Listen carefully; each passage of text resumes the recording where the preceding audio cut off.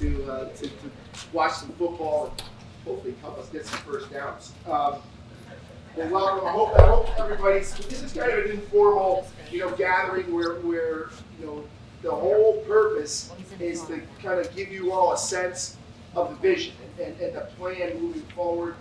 So you know what your sons will be going over the next, literally, from now, starting basically when they get back from Thanksgiving, till we start summer. And, I'm joined here by my colleagues, Jay Calling and Juliana Pecchia. Both, we all work together in the college office.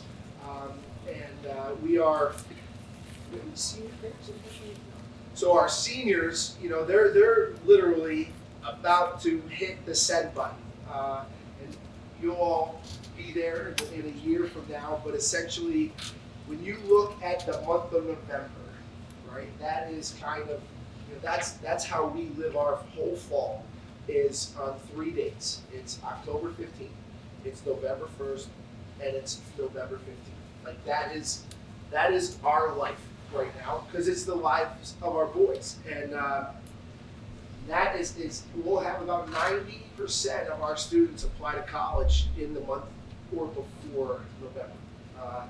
And it's my 20th year at Salisbury. I was in the college world for 8 years before coming here, and that has been the biggest change in the college landscape, where, when I first got here, we only had a handful of students that applied to college early, and that was through early decision, right? And that's a binding agreement that, if I get in and I apply by your early date, then I will come. Where we've seen is this massive change in early action, which is basically a non-binding early notification.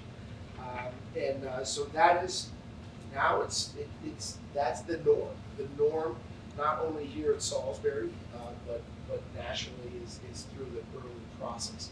So what's that mean for us, right? And again, here's how it's changed. 20 years ago, I can't even believe I'm going to say this, and you guys are going to fall over, but the process didn't even start until the fall of the senior year, when we would sit down, right? We'd sit down with them and say, hey, this is the college process, right? And it's just amazing to think that, So now, as you know, we've all been part of you. Hopefully, you've been to some of the college programming we have here. We start the third forum. We talk to parents, we talk to kids, we talk to fourth formers, and now we're really about to kind of get going, because, as I just mentioned, after November, our sixth formers, they're, the hay is in the barn, so to speak, right? Their applications are complete, the work is done. Now we just, we get ready for the harvest. And now we can turn our attention to your sons. And so what does that mean? So essentially, when we get back from the November break, Thanksgiving time, they will be assigned a college counselor. And we'll start. We'll begin the journey, right? And I will say this, and I think it's not going to be unlike your journey finding a school for your son to attend for boys, right? The goals are exactly the same. It's like, okay, we found Salisbury School, which in my humblest opinion is the best school for kids to plant their feet and grow, right? And that's what they're doing right now, they're growing. And our goal is to get them to the next level, the next step of their academic journey, and to the next environment for when they can pick up their growth from here. They get transplanted from this planter to the next one, the bigger one. And that's our mission. So we focus on things like fit. We focus on things like passions. We focus on things like what you all as a partnership and we all as a school and your sons feel can be the next place. And how does that start?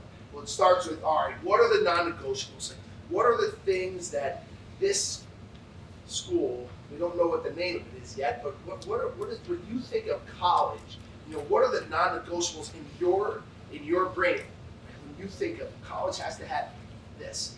For some, it needs to be within driving distance from home, right? For others, it's like it can't be within driving distance from home, right? And so you truly don't know until you sit down and you start digging into it. And that is this is the most exciting thing. Like for us, when we get back from Thanksgiving break, and we're sitting down and we have those initial meetings, if you think it's really the first time, right, that these guys are going to start to really think about, okay, everything that I've been doing, right, is leading to this, and we're gonna figure out what this or that college may be, and I truly believe that this in the junior year, this part is really really fun, and it's holistically it's a lot about self-discovery. And some of it's tough, right? But what's the hardest part of our job? Without question, the hardest part of our job is that whole idea of managing expectations, right? Because at the end of the day, we want our students to apply to a group of schools that represent a range, right? A range of schools that will allow us, and when I say us, parents and college advisors, allows us to sleep at night, right? But also, we want to stretch, right? We want to stretch. We want to strive. We want to reach, and that's okay, right? But the best college lists, right? They represent a range, right? And that's really where we can help, right? And we have tools. If we were inside and had technical, some of you may have already seen Naviance or been on Naviance, right? We have tools that can help that are completely objective, right? They're in a completely objective view of just kind of where kids are, or where they're going, and what their SAT or ACT and GPA, what it all looks like, right? And those are all things that we'll sit down and talk about, right? And here's our charge, right? Because bottom line is we all know, right? This is stressful. This can be emotional, right? But I promise you, right? Our office has nothing but your son's very best interest in mind. Period. Right? Period. And I think over the years, it's again 20 years here. We've done incredibly well. And I would say this to just take the pressure right out of the room. We've never had a student 20 years not have choices. It just doesn't happen. Okay, it does not happen. So I promise you right now. Okay, I don't even know what the date is. October 15th, whatever it is, 20. I don't even know. But your son is going to have college choices. Okay, you're going to have college choices, and the journey is it's so much fun. And then we're going to talk a little bit about so what's next? They come back and they're going to sit down with the college advisor. They're going to just have an initial conversation, and then there's probably going to be an opportunity for a Zoom where we all get together and we all have a conversation about the first conversation. And now all that does is it begins to generate a list of schools. Now that initial list of schools is so fluid, right? It's what it is. It's just a starting spot, so that they can get on a website, they can explore a little bit. And here's one of the silver linings coming out of COVID. Every college in the country, they invested thousands, tens of thousands of dollars into their websites and their capabilities. So their campus tours, their info sessions, their interviews. I mean, it's so much more than what it was pre-COVID, right? And so for our sons, right, that's great for us, especially when we're just getting this thing going, because there's more. The information is so much more dense and targeted and tight than it ever has been before. And so our guys can get on these websites and get a real sense of what some of these schools are like, right? At least an initial kind of sense. And that's the feedback. Like, it's as helpful for us to see, when they come back, like, Mr. Wynn, what were you thinking? That was not even close, not even in the ballpark. Good. Tell me why, right? What was it about it? Or just the opposite. Man, I love that place. I mean, there was just something about it that really just felt connected to it. And so then we started exploring, right? And you start to mine down on all those little things. And that's, as an office, we meet twice a week and we talk. Right? We talk about these kids, like what their wants. And I get to pick Jade's brain and Juliana's brain, and we kind of and then we create these lists, right? That come generated from the group, the family, the student, and then we go to work, right? And then we go to work. Whereas, remember, we used to have kids 20 years ago, they'd take days in the fall and go visit colleges. Now it's even over the winter holiday, people are visiting colleges. The winter break, spring break is a big time for kids to go visit colleges. They take a few days here, a few days there. It's something we do over spring break. We go visit colleges to stay current and keep those relationships alive and strong. And then by the time we get to summer, right, our goal, at that point is we're pretty well there. Right? We have a really good sense. There may be some schools we need to kind of figure out, but as we head into the summer, we have a pretty good idea of a targeted group of schools, right? Not only that, we will take time in the spring where we do workshops, right? And this is where we say, how can I help? This is a place where we're going to ask you to help, because we have every day. We have a college advisor and a workshop, and our students that take advantage of this, it's the best thing in the world. First thing we do is a resume, and we help them. We spend about 2 weeks working on a resume every single day. Work on a resume, and it's not that it only takes maybe an hour and a half of focus and effort, right, with these guys. So we knock out the resume. The second thing we do is we start to work on the Common App, right? So we go piece by piece, and we want our guys to walk out of the school with their Common App completely finished, completely done. So they have a resume, they have their Common App, right? Now the college essay, right?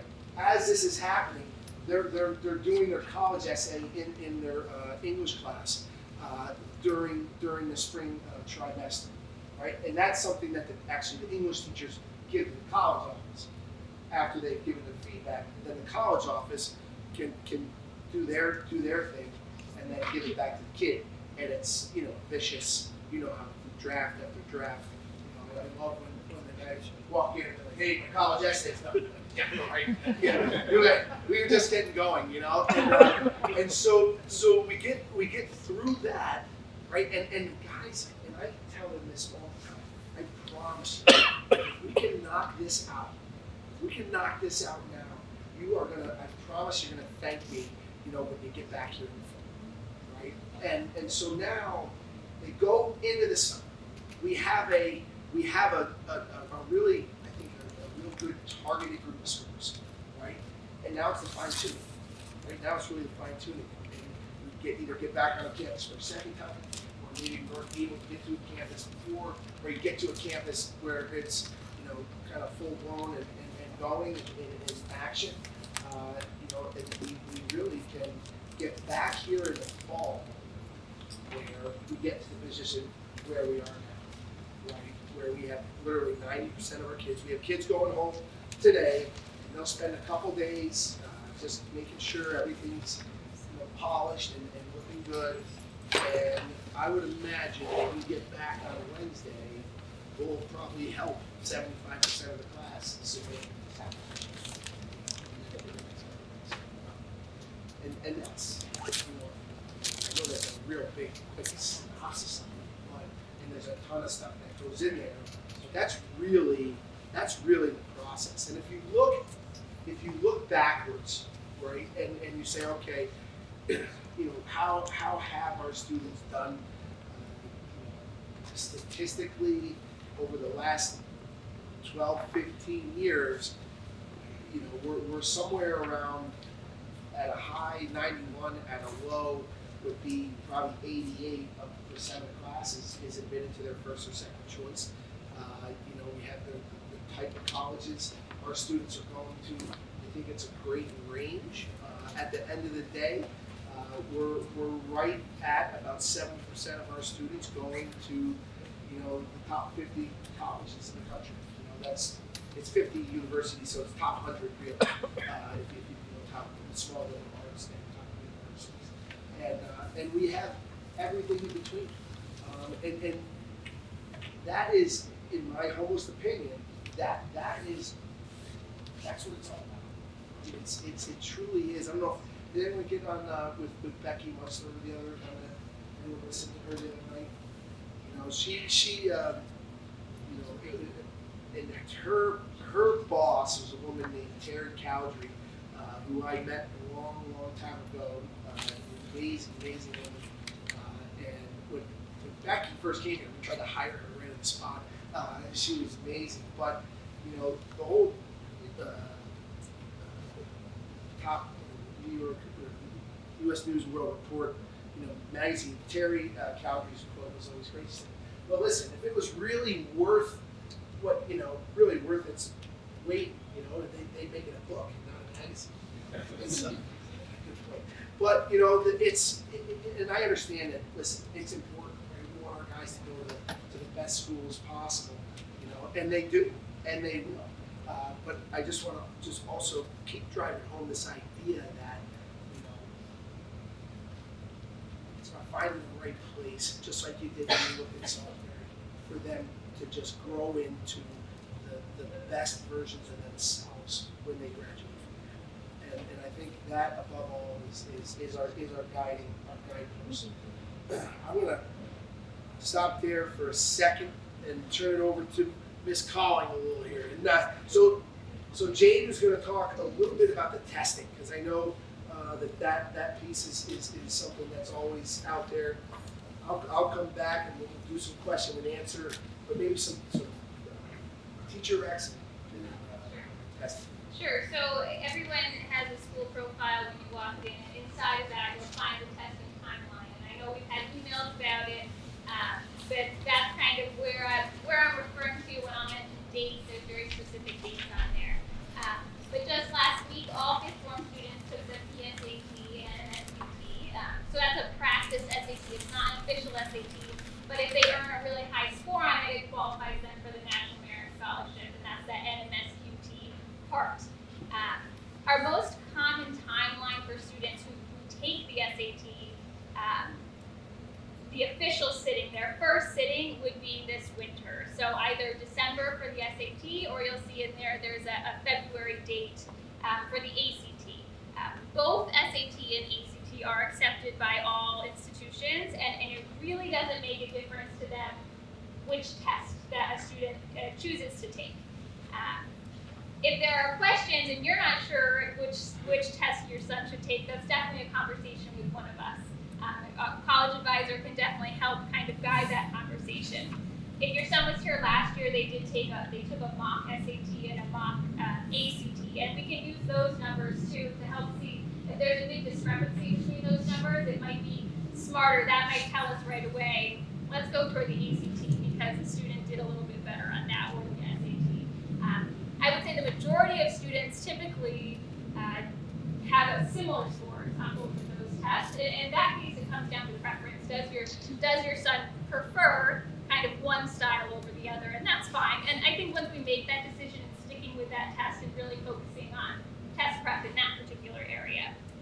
But once we have those initial scores from that first sitting, we can kind of determine a plan now for future testing. So students will usually take it in the spring of this year, of their junior year, or they can take it over the summer. So there are test dates if they want to take it to closer to home over the summer. that works as well. Then we always offer at least one administration of both the SAT and the ACT in the fall of their senior year. So we'll have those scores prior to any early action or any early decision applications before they go out. So we'll always have that one final test that they're able to take before those early decisions. And I will mention, I know, a lot of families are interested in some additional test prep. We do have two services that are an additional cost, but High-End Test Prep is a company it's a local company we've worked with for many, many years. Prior to me being here too, a wonderful gentleman has come to campus. He does in-person classes. This year and last year has looked a little different because of COVID, of course. So they are virtual for now. I think we'll probably see them go back to being in person, and I think that does work for our boys well. So that's one option. The other option is a new company that we started working with just this year called Advantage Testing. They're based in Westport, Connecticut. So we're excited to kind of get the ball rolling with them, and that's just another option for you to consider. While these classes are being offered on campus, the High-End Test Prep, you'll receive emails from Ms. Gomez in the back there. So, check your inboxes if that's of interest to you. You should receive emails regarding that. With that said, I will emphasize that there are so many great free resources for the boys as well, and I highly recommend they take advantage of those on their own. But Khan Academy has really high quality materials for the SAT, and that can just be accessed online. And then ACT.org also has ACT test prep, so that's always a great option as well. Do you have anything to add? So here's one thing that I would say that I try to do with my children, mildly successful. But if they can spend, literally, if they can spend 60 minutes a week, 60 to 60 minutes a week doing one or the other, right? And the big part of why we do the diagnostic test was we've learned that kids, when they do better in one or the other, it's generally 60% of the time it's better, by 100 points or more, right? And so the goal of that is really to help you all and us focus in on what the prep, what type of prep we should do, so we don't have to prep for the SAT and also prep for the ACT, right? The other piece is this. Like there is about 30% that fall into the category that it's, they're marginally, they're pretty similar. So then it comes to about preference, okay? It becomes about preference for the boy. Because one piece of misinformation out there is that colleges prefer one over the other. They do not.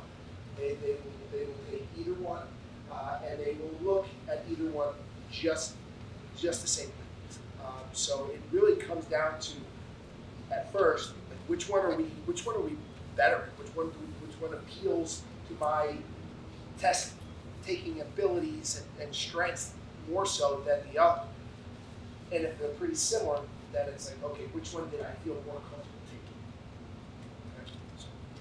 Okay. Do you want me to talk about? Sure. Yeah, so in the spring, I think he mentioned the timeline with these workshops and us doing Common App and working on our resume, and all these things are happening, and there's so much more. So I'll talk a little bit about college visits, so college reps that come to campus, and then I'll also talk really briefly about teacher recommendations, because that actually does happen the spring of this year as well. But for college visits, so every year, our goal is to get our boys in front of admissions reps, right? As much face-to-face opportunity as possible. And we really can't emphasize how important these interactions are. When regional reps come to campus, there are Salisbury reps, right? So these are the people that are actually doing the first read of the boys' application. So having them be able to put a face to the name of the application sitting in front of them is incredibly important. And this year, in the past few trimesters, our college fairs have looked a little bit differently. We have been going to Hotchkiss for previous years in the spring and the fall for college fairs, but with COVID now, things change. But it's really helped us. It's been awesome because we've been able to explore and try new things, and we've actually had some wonderful opportunities. So last spring, we actually partnered with 4 neighboring schools, and we put on a virtual college fair. It had over 300 colleges and universities attend. It was it was successful, amazing, and we could potentially do something like that in the future. And then last week we bused some boys over to Berkshire for a smaller college fair, and then we hosted our first ever college fair right here on campus in our Flood Athletic Center. So that was really exciting to get all the colleges right here, and maybe we were thinking we might do that again in the future. So we're going to see kind of what happens in the upcoming months as COVID protocols change and everything, but I'm excited to share with you information about what the college fairs will look like for this spring and the fall of next year. So that's on the horizon, and you'll be hearing more information from me about that. But not only the college fairs, every fall we have multiple colleges traveling to our local area to meet with our seniors. So students know about these dates, so well informed as they occur, and we just encourage them to get down to our office, meet these reps right here, ask questions, be interested. It's such a huge part. You'll hear about demonstrated interest a lot, and that's a big part of it. Like, what better way to demonstrate interest than to sit in front of the admissions rep while they're here on campus and have those conversations. So that's all on the horizon. And then teacher recommendations is another thing that's going to be happening this spring. So most schools will ask for 3 recommendation letters, and 1 will come from us, the college advisor, and then 2 will come from their junior year teacher. So typically we'll have them get 1 math or science teacher to write a recommendation letter, and then 1 English or history, so that we have a perspective in both of those kind of STEM and humanities areas. Certainly, I would say one of the benefits at Salisbury, one of the things we pride ourselves in here is the relationships that we're able to build, right? Our teachers know our students really well, and that's what makes for some pretty incredible teacher recommendation letters. So we already start off really great, but this past year, we really wanted to make this, we're like, let's make this even better. So we created a workshop, a teacher recommendation workshop, and during this time, we've formalized the process a little bit. We've designated specific time in the schedule for this to happen, but the boys will have a couple hours to come to the dining hall, really reflect on who they want to ask, and then we have them complete like a series of questions that ask them about their perspective of their strengths in that teacher's class. What challenges have they overcome? What attributes do they want their teachers to maybe emphasize that are important to them in their rec letters? And then that goes to the teachers while they're writing the rec letters, so they have the student's perspective. And I think that just adds a nice kind of additional insight, a nice personal touch, and another thing to tie into the rec letter to make them even more powerful than they are. And I think we've seen this year in the rec letters that we've had. Teachers are really writing these really incredible rec letters. So that's another thing that will happen in the spring. Face-to-face visits with reps when they're on campus, and rec letters. Thank you.